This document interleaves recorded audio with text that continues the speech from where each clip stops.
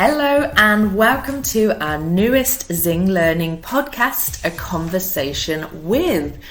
In today's episode, we have the absolute pleasure of speaking to Danielle and Ben, who are the co-founders of Found by Few.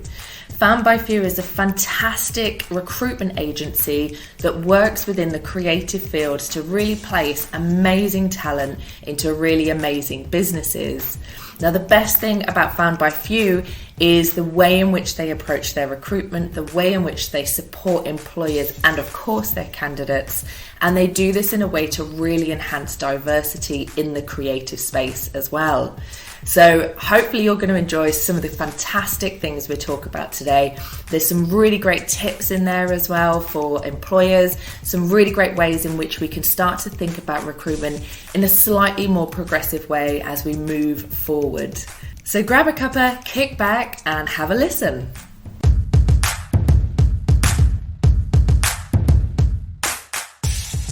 Welcome, Danielle and Ben. I'm going to talk to you both about some really cool things that you're doing in the recruitment space today. But I think first, if it's okay with you, do you want to just introduce yourselves to the listeners? Tell us a little bit about who you are and what you do. Yeah, thanks, Zoe. And thanks for having us on your podcast today. We're really happy to be here. So I'm just going to jump straight in. I'm Danielle. I'm a co-founder and CMO at Found by Few. I head up our marketing and our commitment to building a diverse and inclusive workplace. Excellent, thanks. Hi Zoe, I'm Ben, another co-founder in Found by Few. My background is entirely in recruitment. I've been in the industry for 16 years as a consultant, as a director in another business, and for the last year, the CEO and proud co-founder of Found by Few with Danielle. Excellent. Yeah, I'm so chuffed to have you both on today because I think what we're going to talk about, of course, is recruitment and some of the aspects to do with the lack of diversity in lots of different spaces.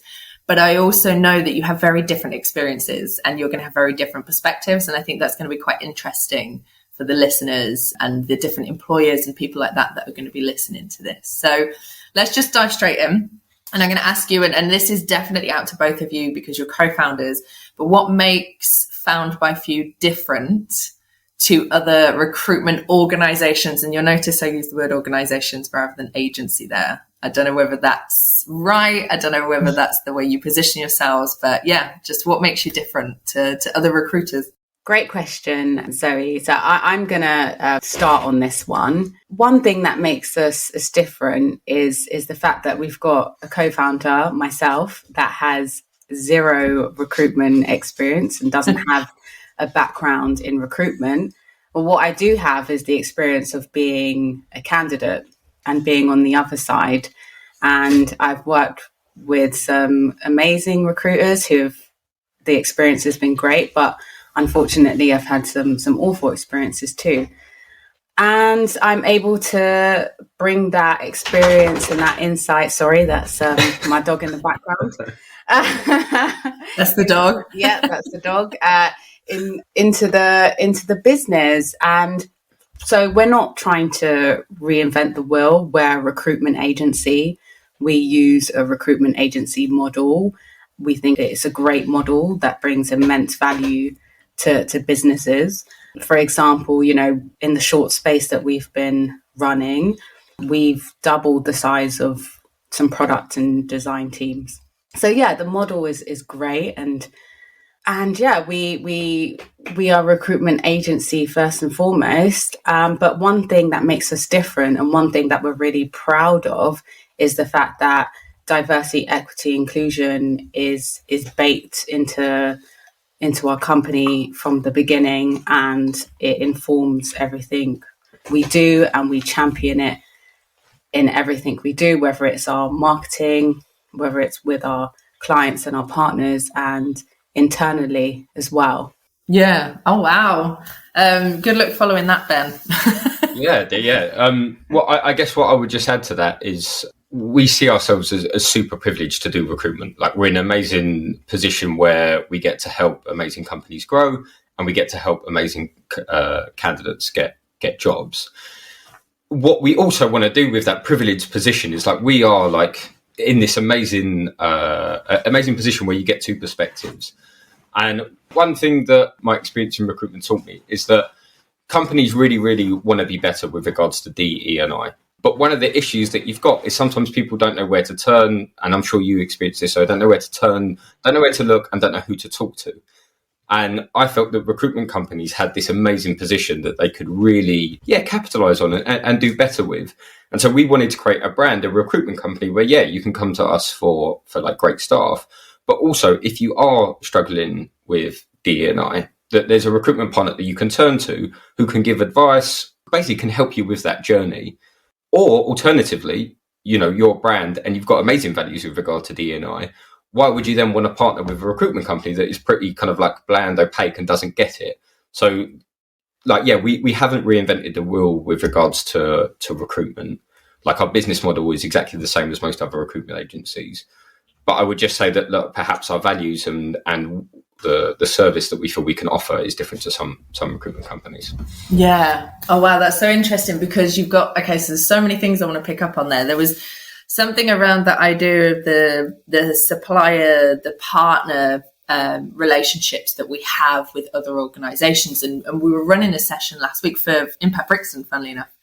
And we were talking about how you can ethically grow or at least maintain your business in a human way. And a big part of that is partnering with other suppliers or organizations or whatever it might be that have very good values. They seem to be aligned to your sort of thing. So like you say, it's not just about people wanting to step into the DEI mindset when they're recruiting. It's actually people that are already doing it and they want to make sure they continue to do that. So that's really great. You've both mentioned there a little bit about the values. You've both mentioned there that you want to kind of do something a little bit more than you would expect from most recruitment agencies. And I'll use that term now, recruitment agency. We're not embarrassed or afraid to be called a recruitment agency. No. And you shouldn't be. And it's so interesting because Danielle, one of the first things you said was that you've had some not so great experiences as a candidate. And I think anyone that's listening to this now can resonate with that. I think I've definitely had some experiences when I was looking for employment where it's just been hideous, but I've also had some amazing experiences. And I can remember that person's name. I remember exactly the company that they worked for. And actually, when they left that company, I followed them because they genuinely believed in me and they could see my potential. And I think that there's something in that with regards to diversity and inclusion, because a lot of the time there's a lack of representation in organizations, which means that people aren't necessarily given a chance and therefore they don't necessarily have the experience, but they do have the potential. And I think that there's something in that recruitment agencies seem to be missing out on. And it's a real challenge for a lot of employers to change the mindset of it's not just experience alone. There's lots of other aspects that need to be looked at. I've loved watching your agency grow and so quickly in the last kind of 12 or so months. And the sort of people that are working with you and the way in which you go about business, I think is quite inspiring. So my next question was going to be, how important is diversity to you and the way that you do business? But I guess we'd probably say it's quite important. But why is it so important to you that diversity is so at the core of what you do? It's a huge question with like so many different answers, and there's so many there's not just a one-off thing why it's really important to us. I would say that even if you forget the kind of like the ethical, the moral, the social positives that come out of good D&I, I would say that even we run a business that's based in Brixton in South London. If we aren't able to create an environment where a diverse set of people are able to flourish and be good at their job, then we are wasting what is like a huge talent pool in South London of potential employees for us that would be amazing for us. But if we don't have the environment that lets them thrive, then we're completely missing out. Like for us to be a great company, we have to create an inclusive culture where people can thrive. So I think from that standpoint, for us as a business, in terms of us growing and hiring staff, is incredibly important. I think then from another business perspective, if our company doesn't reflect the diversity of our candidates and our clients, then how can we best serve them? So yeah, like outside of like, this is stuff that we generally believe in and we're passionate outside of work. From a purely business perspective, like it doesn't make any sense not to try and build a diverse and inclusive culture within our company. I could go on for a long time, but I would say they're like just two like bits that jump into my head straight away. And I can't understand why, if you have a business in London and you've got 8 million people on your doorstep from all walks of life, from everywhere, like you wouldn't try and create a culture that can just harness that talent. And that's what we're trying our best to do, basically. Yeah. I love that term, harvest that talent. I might steal that one. Yeah. I actually said harness, but take harvest. I'm sorry. Yeah. You hear what you want to hear, right? Yeah. and yeah, Zoe, I'll just add to that. We're based in Brixton. We have now a business based in Lambeth. Being someone that is born and bred in Lambeth, diversity, equity, inclusion, DEIB, whatever term you like to call it, that has just been a normal life for me. It's everyday living, growing up in Streatham, one of the most diverse areas in London. Yeah, diversity was just an everyday life, in my school years and every aspect of my life until I stepped into a London office. And that to me is alien. Whereas, the office space being quite homogenous seems to be the norm. To someone who's actually grown up in inner city London, that is completely alien. And that is something I'm very passionate about changing and being a force for change in that. And yeah, I hope that gives a good idea of why diversity, equity, and inclusion is so important to me, because that is my life, that is my experience. So why would I not want to champion it and change it for the good of everyone? I completely agree. That idea that you grow up and I love Lambeth. I didn't grow up here, but I grew up here, if you know what I mean. I grew into an adult when I moved here and realised how fantastic this place is. There's something around the idea of you're around people like you in your everyday. You then step into corporate London or London offices or creative spaces, whatever it might be.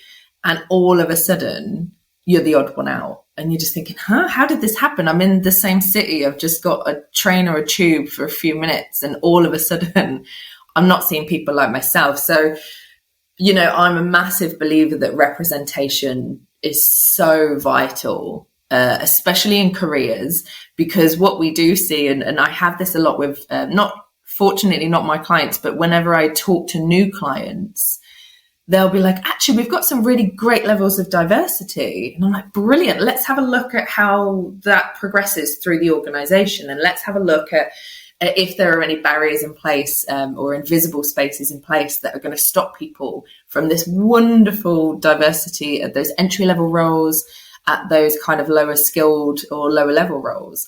And then what you see, and you've got that homogenous again, so that idea that everybody is the same as we get up towards those more senior or more specialist roles. So it's really hard to deny it at that point. It's really hard to say, no, my organization is really diverse because we have lots of different people working here. And that's great. But are they moving up? Are you progressing those people? Are they having the same opportunities? And actually, when they're here, do they feel welcome? Do they feel part of the success of the organization and things like that? So I can't even imagine what it must have been like to walk in off the streets of Lambeth, where you are just another person walking around in the wonderful smorgasbord of South London, and then into those spaces. It's not enjoyable, so that makes sense as to why this is so important. Yeah, definitely. I mean, I obviously, in a lot of what I talk about publicly on LinkedIn and a lot of messages I try to raise awareness around, it is really difficult articulating that experience and putting it into words. But it's great to see that it's resonating with a lot of people.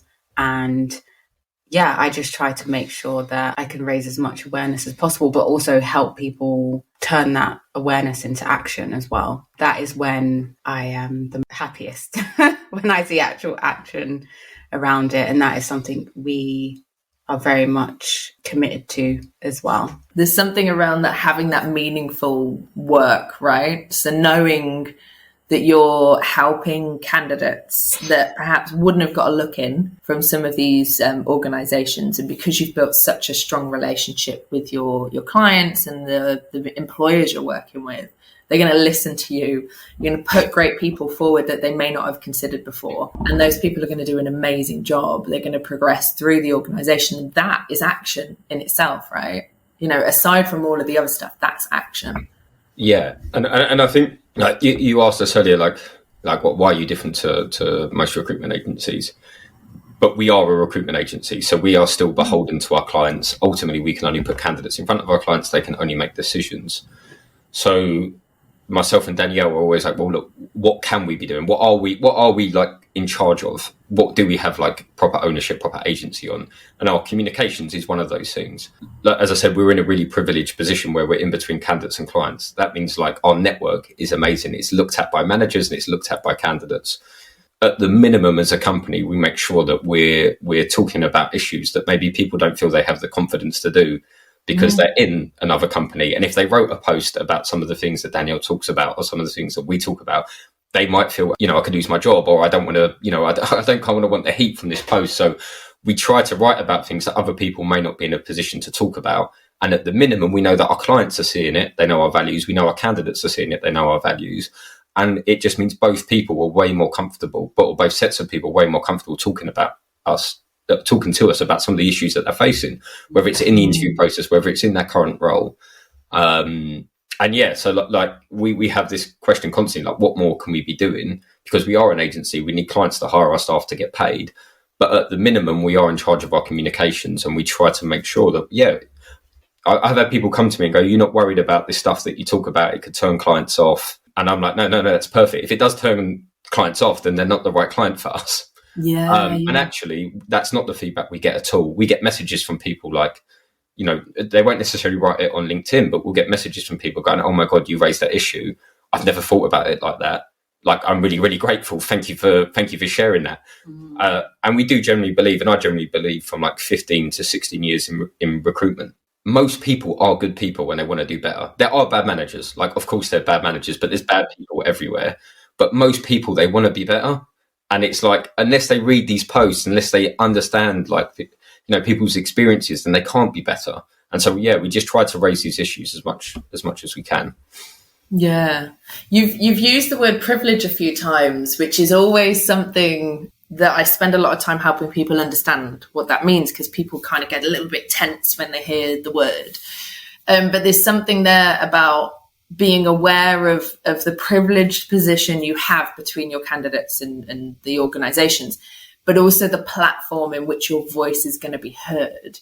Like you said, you've got 15 to 16 years of experience in recruitment. Danielle, you've got tons of years of experience in that kind of marketing mindset and understanding how to communicate with people. You put that together, people are going to listen to what you're saying. So you've got this amazing platform. And I do think that when we understand what our power is, what our privilege is, how we can utilize our platforms, and then we use it to educate other people, that's so powerful. It's so huge. It makes such a difference to people, probably more so than we'll ever realize. But it's so great that you're getting that feedback from people, because that's obviously going to encourage you to continue to do that, even on those tough days when things are really hard and you've maybe had an organization that you wanted to work with. It turns out that their values don't align to yours and something isn't as enjoyable as you would like it to be. Yeah. Interesting. Okay.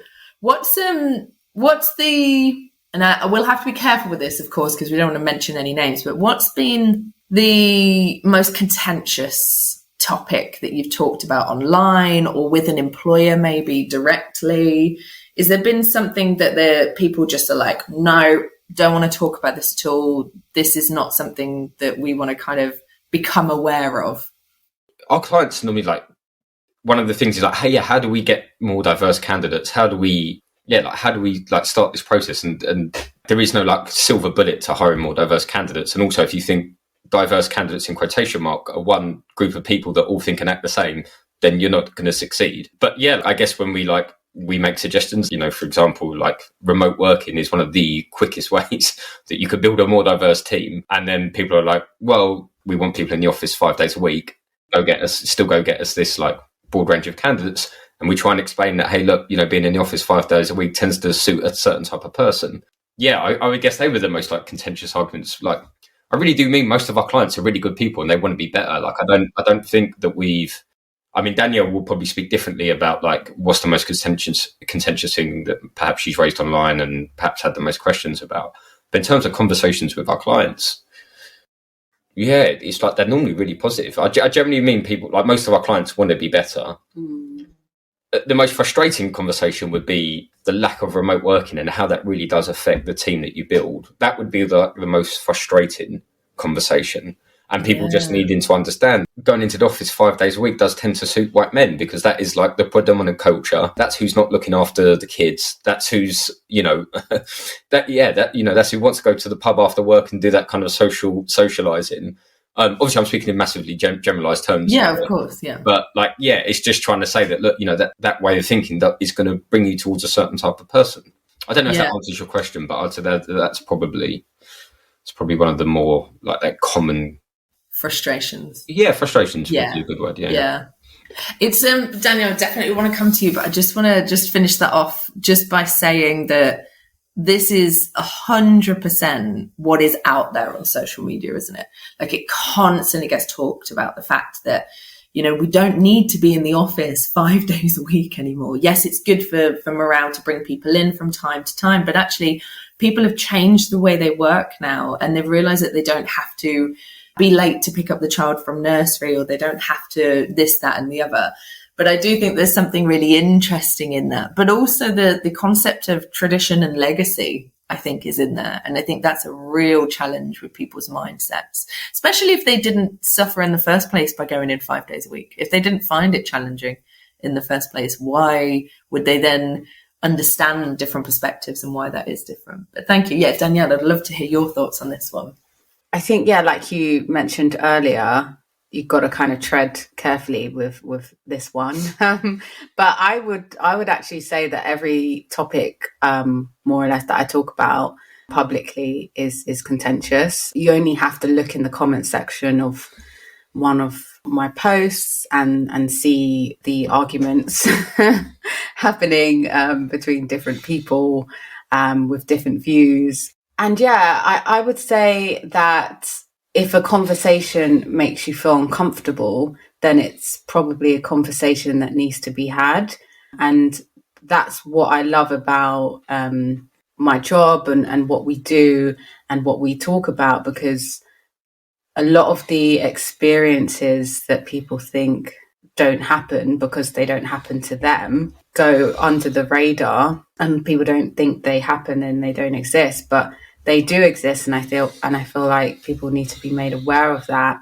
And if it causes some upset or makes people feel a certain type of way, well, your 5 minutes or 1 minute of feeling a bit awkward, imagine what that's like for someone who has to feel that every single day of their working lives. I would say I couldn't really pinpoint I couldn't say one topic was more contentious over the other. I'm trying to think. I would imagine that from memory, some of the points that are more about intersectionality would perhaps be most contentious. For example, if Danielle would be talking particularly about experience of Black women in the office and in the workplace, it's sometimes other women that are like, that perhaps maybe will diminish the element of race in that argument. And that understandable. Obviously, women have still faced massive issues in the workplace. Those comments or those posts tend to draw out some interesting responses. Yeah. And obviously, that, Danielle, I stalk you on LinkedIn anyway. So I'm always seeing your posts come out, and I'm always commenting if I if it resonates with me, or if I think, wow, that's incredible that you've used your voice and put yourself out there and done that brave thing, because it is brave. You know, it's only on social media, but it is real life. This is stuff that is happening on a day to day. You did a post recently about some of the misogynistic comments, and I guess you could go as far as to say sexual harassment on social media. And the comments that came underneath it were just wild. Sadly not unbelievable. And at that point, I'm just like, what are you no, you have to stand up and say something about this. I think there's so many elements to this, especially in the work that you're doing, because obviously you want to weed away the type of organizations that don't align with your values, because you don't want to set up fantastic candidates to go and work in those just toxic environments, let's be honest, in a lot of cases. But also you've got the element of knowing that you've got this platform and this privilege for people to be able to hear what you're saying. But I'd be interested to know, Danielle, because the intersectionality piece is so important. And I love that you talk about all these different elements with it. And I think that that's really inspiring for most women to see. Unfortunately, sometimes, like you say, when it's not our lived experience, we can have a bit of a closed perspective on it. But I think what you're doing is you're slowly widening people's peripheral, if you like, around these things and starting to help them understand it a bit more. But what do you do? Because you're on socials quite a lot. You're out there. You're doing some fantastic things by Found by Few. You're making sure that your storytelling is getting through so people understand where some of those challenges lie. How do you deal with people being like that on social media? How do you kind of keep your mental well-being topped up? Because it's tough. Well, I try to book in monthly massages. No, joking, no. Being more vocal and more public was never my intention with this business and joining the business.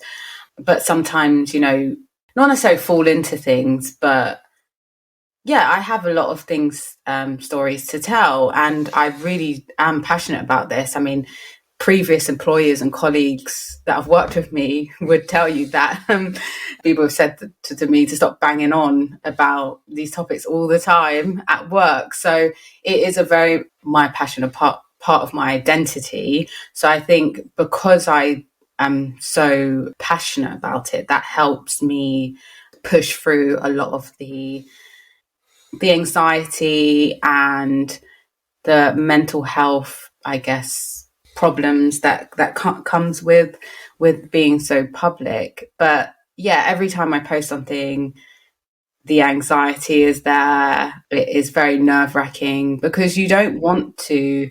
These topics are really sensitive, and you don't want to offend people. You don't want things to be miscommunicated. Yeah, you do feel like there's can be a lot of pressure, but at the same time, yeah, some things need to be said and need to be out there. Because one thing that does really help, say if someone's trolling me or sending me awful messages, is all the positive messages I get. People send me so many positive and just really lovely messages, like direct messages on LinkedIn. And it's not all people that look like me or have the same ethnicity or gender as me. It's white men as well. I would actually say that 50% of the messages I get are from white men and people that don't look like me, telling me about an experience they've had, or explaining to me why a certain message or post really resonates with them, and how what I've said or something they've read has helped them in a situation. So yeah, I think sometimes people feel like DEI is for underrepresented people, but actually there are a lot of white people. I'm trying to think of a word, but yeah, there are a lot of white people and the dominant group that really care about this and actually look for companies that have these values when they're searching. I know that I've definitely spoken to people that will not work for an employer that doesn't have DEI values or policies in place. Yeah. So yeah. Wow. I ask for a few reasons. I ask because obviously I'm constantly seeing Found by Few all over social media, which is really nice. And I love your posts. I love the way that your values come out in everything that you communicate out there. And obviously I see you around the office as well, because we work in the office near yours. So I see this consistent approach to things. But I also know how difficult it can be because of the work that I do and how it takes a real toll on you. So I was really glad to hear that we have the same thing, which is that we're just so passionate about it, that even on those really tough times when for me, it's different. You know, I've had a very tough workshop, perhaps, that I've had some people just keep coming at me and denying the statistics, denying other people's experiences and things like that. And that can really, really take it out of you. And I feel like social media is at exactly the same level, just in a slightly different way. Yeah, I would just add to that I'm quite lucky that I have an amazing team around me that I can lean on if something happens where someone's jumped in the comments and, you know, is being rude or denying an experience. And also the people that are connected with me and follow me, they're also my biggest advocates. I don't even have to say anything. They just jump straight in there and you know, with some great either defending me on a point or bringing some more evidence and backing up, you know, any points that I've made. So yeah, in terms of like something that allows me to like keep my mental health in check and do the job well is the fact that I've got this community around me, the community that we've built up over the last year. Yeah. And also that, you know, the 50% of people sending you the messages, those kind of allyship mindsets and how can I support this better? And what you're doing is creating this awareness and this education around topics that some people have got no perspective on at all. So you're slowly chipping away at what their view of that thing was. And it's really interesting. There's something else around, I do want to move on to some other questions, but this is just so interesting for me and hopefully for the listener as well. But there's something also around that concept of looking internally if something angers you around somebody else. So I've had a conversation with family members before around the concept of gender identity and fluidity and things like that. And there's been members of my family that have got very angry at the conversation because I just don't get it. Why can't people just be this or this kind of thing? So I've just said to them, well, why don't you look inwards to figure out why are you so angry about this? Yeah. Why in the core of your stomach is this making you so angry at this other person about something that has absolutely nothing to do with you and it doesn't affect your life in any particular way? So it's a really interesting one. And this is the sort of thing on social media that if I get negative comments and things like that, I've got this need to educate people to do that self-reflection, that need to get people to look inwardly, because 9 times out of 10, that will help us to figure out the answer to why we feel so strongly about something that we have no kind of experience of. Yeah, I'm just intrigued because I know that that's the reason that I keep going. And I was going to ask what keeps you going when things are really tough, but I think you've probably just answered my question there with regard to the passion and things like that. So instead, what I'm going to ask is, what is the absolute highlight of the work that you both do? What is it that drives you on a day-to-day basis with your candidates, with your clients in general? I mean, I am a recruiter at heart. So placing people into a job that they like and you get them a pay rise and the company's super happy with them, I still get an absolute buzz off that. That's 100% what gets me up in the morning.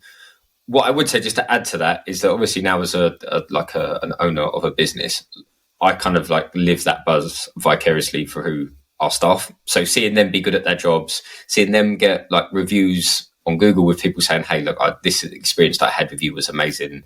seeing clients come back and say, hey, this person that works for you is great, like that gives me an absolute buzz. I love that. So like I really, really like, and if you know anyone that's ever worked for me or speaks to me, like I believe that recruitment is an amazing job. Like if you like doing a good job for people, you've got a bit about you where you can, you can influence, you can get passionate about other people, you're interested in other people. Like it's an amazing job, and I feel really passionate about that. And I love teaching the job to other people and show them how they can build a career from it. So I would say that is what, gets me up in the morning. And then there's loads of like added bits to that, which is like, hey, I do also believe that as a recruiter, other than just placing people, we have like a wider purpose, there's more that we can contribute than just placing people into jobs. And we try and do that. I do also believe that, the world of work is changing, and that when you run a business now, it's not just about making like as much profit as you can and making everybody else's life hell. I think it's about like, hey, how can we run a sustainable business where the people that work in the business can enjoy their life, earn good money at the same time, be proud of their job, not go into the workplace and have to deal with shit that perhaps have to deal with outside of work. And that your job as a business owner is to create a sustainable business, but also create an environment where people can enjoy their life. And that like seeing other people be good at their job, and seeing our staff go work from Porto or Berlin, or go meet friends that they'd have had to book off holiday to do before, whatever it is. That really, really, really gives me a buzz and like what motivates me. I think that's going to be music to most candidates' ears, because I think I can speak for most people when I say most recruiters, or at least most of my experiences with recruiters, have been very sales driven. It didn't feel like a very personal experience. It didn't feel like they really cared about helping me or helping the organization. They were just chucking my CV at anyone. And I think that I know recruitment feels like it's moving more towards this way. So it's nice to see that you're kind of trailblazing the way for other people to follow. And I think that in itself has got to give you a massive sense of pride in the work that you're doing. Yeah, and I also think it's a necessity. You have to. You spoke earlier about like legacy and people dealing with like sort of legacy of the industries that they're working in. You have to think of in recruitment in like the 1990s, early 2000s. Like recruiters were the people with the database. You had to go if you wanted to hire someone. You had to go to a recruitment agency. They had the database, and therefore they were in complete charge of this data. And the whole idea is, you would just be shipping stuff out, and you'd be making placements, and nobody else could go anywhere else. And that kind of environment tended to promote like quite macho, masculine traits of like ruthlessness, like moving people out the way to get to the fax machine to send over those CVs. Like you had to be in the office to send the CV, so working super long hours and, taking managers out, going on big drinks and like, hey, like, sorting these clients out. But the world of recruitment is changing because everybody in our industry is on LinkedIn. So it's not that companies don't have access to, we're all using the kind of like same database, if you will. And therefore you have to offer something different. You have to really be specialists in your field. Your candidates have to know that they can trust you and go to you because you know what you're talking about. Your clients have to go to you. And if it was just like any job that they could fill without it being a specialism, they probably wouldn't need you anyway. So you have to really be a specialist in your field now, and you have to add value to client and candidate. Otherwise, you just have no need to exist. So like with us, like when we hire now, rather than looking for like traditional traits of, ruthlessness, money hungry, if you just treat everybody like money, you are going to get the service that you just mentioned. But we try to hire people who compassion, driven to want to do a good job for other people. And what we tell them is, look, if you do that, then the money will come, and you'll get paid what you should do. Mm-hmm. But we try not to hire as like the only thing that matters is money, because then you just treat people like money. And actually that doesn't really work out. And that certainly comes through in everybody that works with you and the way that you do your business. Definitely. Danielle, what about you? Yeah, so what gets me out of bed in the morning, it might sound really cheesy, but I love making people happy. So obviously my specialism is in marketing, B2B marketing, and I love marketing. I love design. I love designing things. I love writing. I love everything that marketing encompasses. But at Found by Few, a big part of my role is people management and making people happy and making sure that our staff are well cared for and looking after their well-being. I love it. I love the fact that, if someone comes to me with a problem or if someone wants something, I can make that happen. And then if I can't make that happen, I will find an alternative or some kind of solution to making them happy. I love planning all our team socials and just looking at what benefits and perks we can give to people. And a big part of what I do is relationship building. And I feel like in the pandemic, obviously lockdown, a lot of us I was experiencing a lot of loneliness and I think I did a lot of soul searching. And the one thing that I knew that I needed in my career and my job is the human connection, but relationship building. And over the past year, I've been able to build relationships with not only our staff, our clients, but also just people in our space and whether it's in the DEI space, whether it's LinkedIn friends. I just love, building relationships with people and seeing how we can collaborate. That's something that makes me happy. That's the word that's coming through, and it's no surprise that every single podcast that we record at Zing, humans, human. We all have that in common, no matter what industry we're in, no matter what point we're at in our career. You gotta treat people like humans, and that human connection, regardless of whether you're an introvert or an extrovert or wherever you're at with your seniority and your specialism, the human element is always there. So I think, it's really interesting. I had a conversation with someone that I work with at a women's centre, Baytree in Brixton, and she was talking about the human element that sometimes people kind of dehumanize others, especially when they're very different to themselves.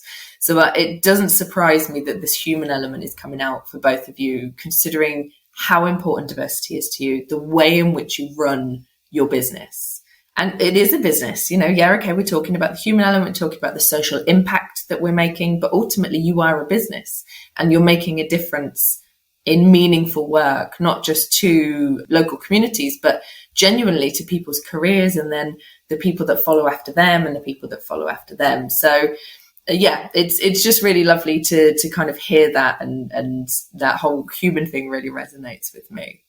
Now, you talked a little bit earlier about one of the challenges is the 5-day working week from the office. That's still a mindset that some employers are struggling to kind of move away from. But is there another challenge? Is there a blockage somewhere that you think is really starting to prevent diversity from coming into, whether it's into the creative industry, whether it's progressing through or any industry?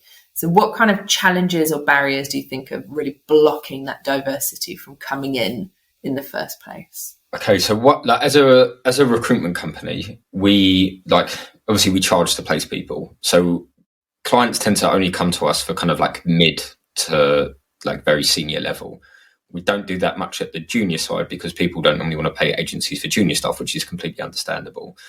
So we're not so in terms of that first like jump into a job, like what's blocking people at that stage, we're probably not the best people to speak about or speak to about. However, like it's something we're extremely passionate about, and all the content that we provide, and if we give like spare time to anyone, it's to try and encourage, motivate and give confidence to people to look for these jobs, because it is a really high paying sector that we operate in, and to get into to keep going to get that first job. So I guess in terms of what's blocking those people, we're probably not the best people to speak about. What's then blocking people from hiring kind of mid seniors leads? Well, there's a number of different issues, because like I mentioned this earlier, like the diverse candidates are not one set of people. But if we took away from the remote working, I think things that do kind of like stop people like thinking differently is like people just expecting like, hey, like you sent us this CV with this experience. Can you just send us like pretty much the same CV, but someone that isn't a white male? And a lot of our time, it's like, well, yeah, like if you do want like, I don't know, 10 years experience in finance, this is going to really send you towards white male candidates because, finance 10 years ago was less diverse than it is now. So these kind of things where like, yeah, like hiring diverse candidates isn't just asking for the same CV, but of a woman, of someone that isn't white, whatever it is. And that's one of the main things that you have to be more open. Like, where do you want to hire from? You have to kind of like change your mindset. It's not a case of just it's not like recruitment agencies have all these CVs and we're just sending the male ones, if that makes sense. Yeah. It's like, you have to open your mind to where this experience would have come from. And do you really need these skills? Do you really need this years of experience? Do they really need to have come from this industry? So yeah, I think that's probably, I don't know if I've answered that succinctly, but people just generally kind of almost just thinking that diversity is this thing, hey, can we get the same thing, but just make sure it's a woman or whatever it is. Yeah. that is a big frustration for us. And it sounds almost like you're coaching these people to say, hey, by the way, you're not going to get it. It's not going to be the case. So you've also got to think, of course, with experience, a lot of women who are in slightly more senior roles might be of that kind of age that they might have taken some time off to care for children or elderly parents and things, because a lot of the caretaking roles, unfortunately, still fall down to women in a lot of the ways. So actually, they're going to miss out on years' experience at that point, but they still are able and capable to do the job and they still have the potential. So yeah, it's that education and that coaching to go, well, can you look at this in a slightly different way, perhaps? Yeah, and I would even education, coaching. I would almost say that our job more often than not is just to like hold up like a mirror and reflect back some things to what tends to happen is, a top-down instruction. We need more diverse candidates. It goes from the CEO to the manager. It goes to the talent team. It then goes to us as the external recruiter. And we're like, well, hey, hang on a sec. What are you doing to attract these types of people? It's not a case of like you just wanting them and they're, oh, well, please, can we come work for you? It's, what are you doing? You're right. So if you want if you want a diverse leadership team, it tends to be that leaders obviously will be more experienced in their career. As you get more experience in your career, the chances are you will have a family. So yeah, what does your maternity pay look like? What does your paternity pay look like? What policies do you have that would attract these type of people to work for you? And it's more so, our job before people sometimes within the business are kind of too scared to say, well, what are we doing? And then this kind of like hot potato gets passed on.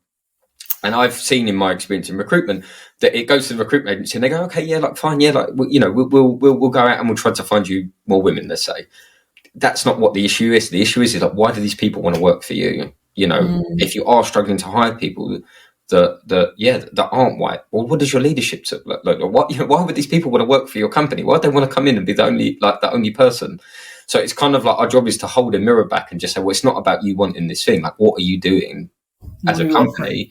And more often than not as well, like for us, like everybody's got a DE&I policy. So like, let's forget about the DE&I policy. What does it mean to you? What does it mean to the hiring manager? Like, what does this really mean to you? And getting some stuff in between the lines that we can talk to people about.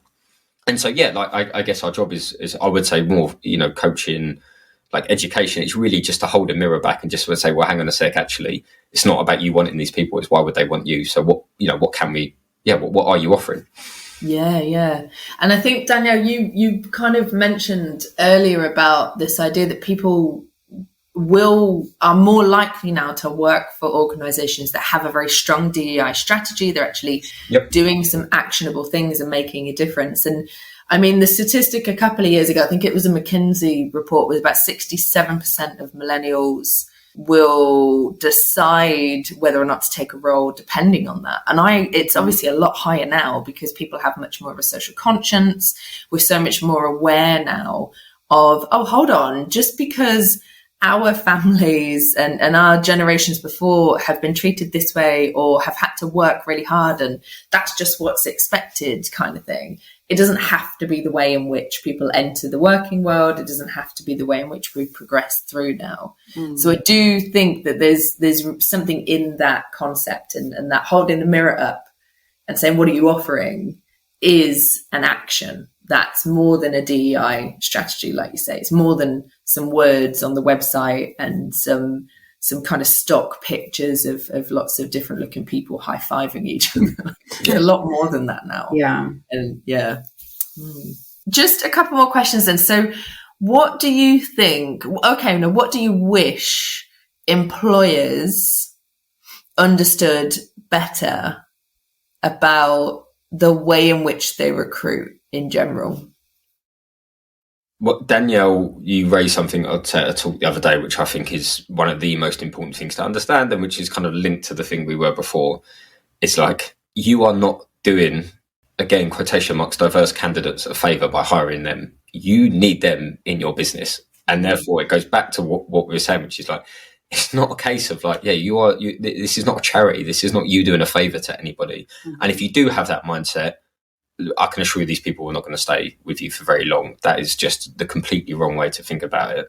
So like Daniel raised this the other day, like as I said to you before, if we are not able to create an environment in our office where we can like harvest or harness like talent, then we are missing out as a business. Like, we need these people. We need to create a good environment for them. Like, that's so integral to us as a business. So I would just say like that kind of like mindset is so important. Yeah, no, I'd 100% agree. And I think that sentiment and that point that I raised, that the panel talk really comes from a place of experience as well. I've often been made to feel like that I should be grateful to be there because I'm some kind of like token hire, or that I owe the employer or manager something because they're doing me a favor, when actually, like, I'm highly skilled at what I do. I can do things across many disciplines. And yeah, I'm just shit hot at like what I do. But and I was talking to someone quite senior about this, and it's something that I think has been recorded recently. But they're seeing a trend in Black women where they progress to mid-level and then they fall off. And obviously there's you can't, data can only tell you so much. There's loads of different factors in that. It could be maternity, it could be, many other reasons. But in every organization, or most organizations I've worked in, when I've spoken to friends that come from the same background as myself, it's pretty much, the same across the board, where Black women just don't seem to be progressing past a certain stage. And then that can only make you feel, as a Black woman or a Black person, make you start to believe that you are just there to tick a box, and you are seen as some kind of charity case rather than a valued employee that deserves to progress and be a valued part of the organization. So yeah, I don't know if that's answered the question. I feel like I've gone. No, do you know what? There's so many things that just come into my head then, and I know we haven't got much time left, but there's something there about that limiting belief that somebody has put on you when you go into an organization where they're kind of like, oh, you're a token hire, and they might not say it outwardly, but their micro behaviors or whatever it might be, and the language that people use will make you feel that way. So then what happens is we might then naturally put a limit on our own. So we might not then be able to reach our full potential, and be as amazing as we are in those spaces. And I think that's very clear, right? Then people go off and they're fantastically talented in an organization that does make them feel included.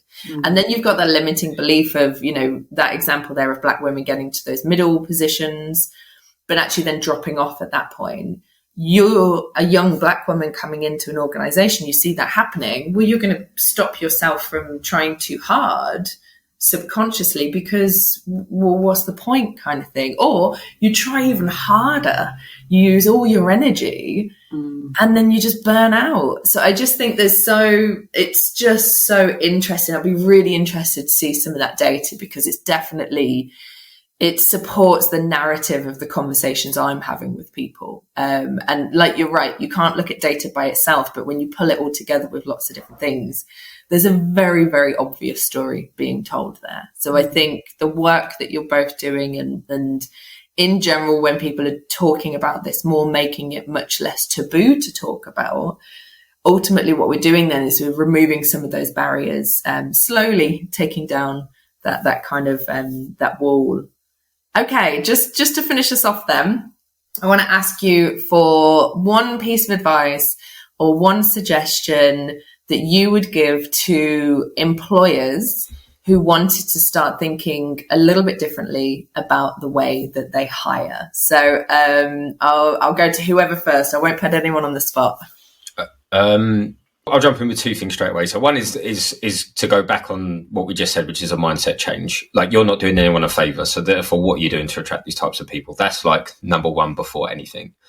I then think that you then have to, you can't think of diverse candidates, again, in the quotation marks, people can't see the camera. So as like one like set of people that you can solve with one solution. Like, what attracts like female leaders into the business is going to be different from what attracts, young people from London that non-white Londoners, or whatever is going to attract. If you have neurodiversity, you have to look at your interview process. What are you asking the candidates to do? Who is this going to benefit? What is the prep? Are you springing things on people in the interview process? Is there a panel of like 4 people like interviewing this one person? Like, there is no one size fits all, and you have to really think, okay, like, if you change your mindset, then hopefully all of those things should benefit from that. But, there's so many different factors to this that there isn't like this one solution. There isn't like, put a D&I policy on our website and hopefully that will stuff. You have to look at your interview process.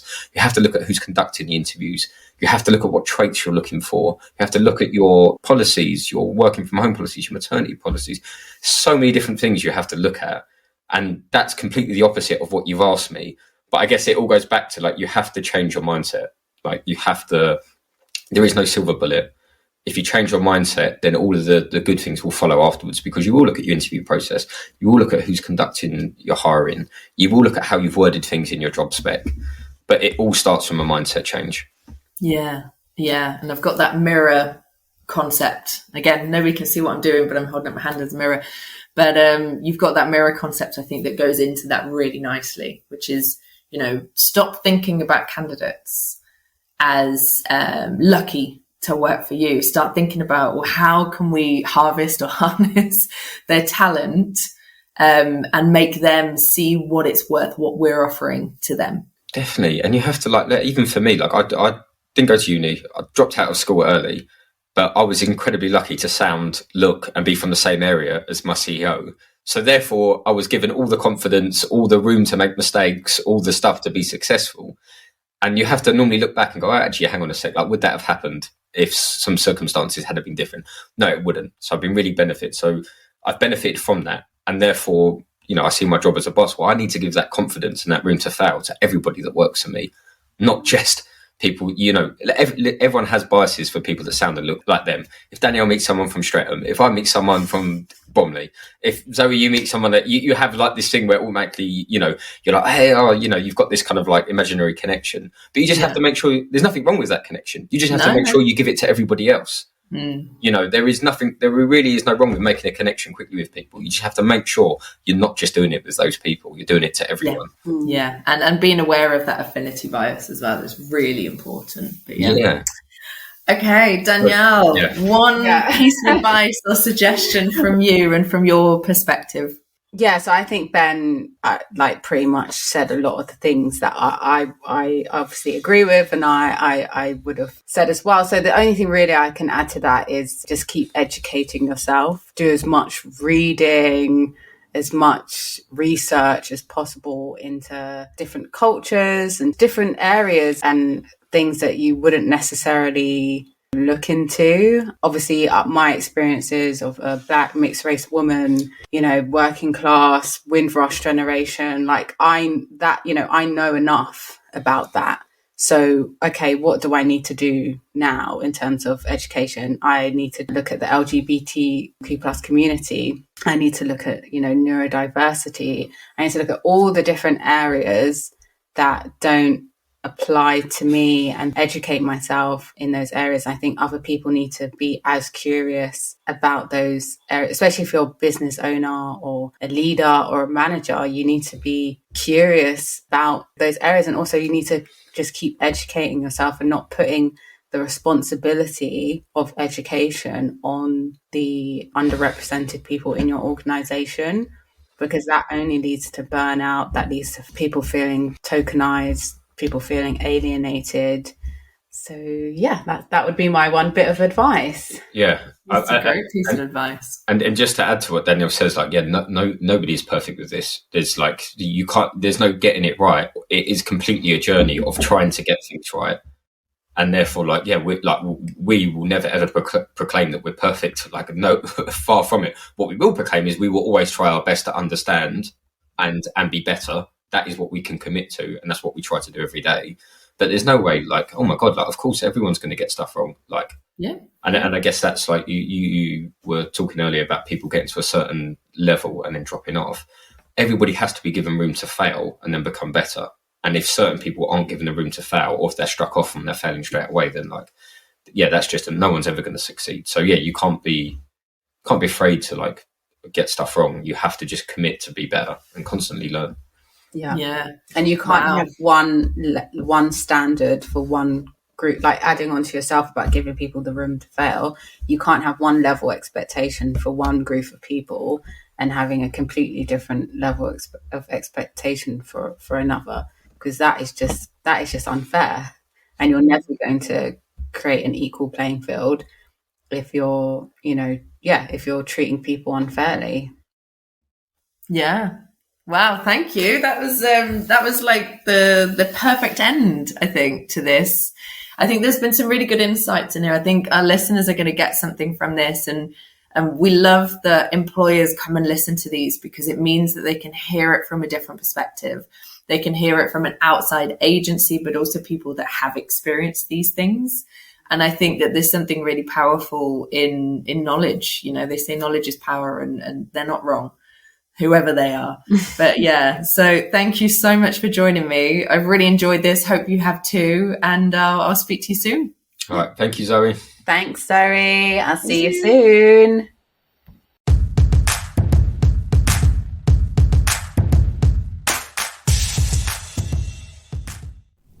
Sadly, that's all we have time for today. I could have spoken to Danielle and Ben probably for another few hours, and I'm sure you probably could have listened to them as well. I think you probably heard how excited and engaged and passionate they are with regards to really helping people to find meaningful work, but also really starting to change the way people think about potential and experience and the way in which we can recruit, and really start to open up to more diverse groups of people that perhaps we hadn't have thought about before.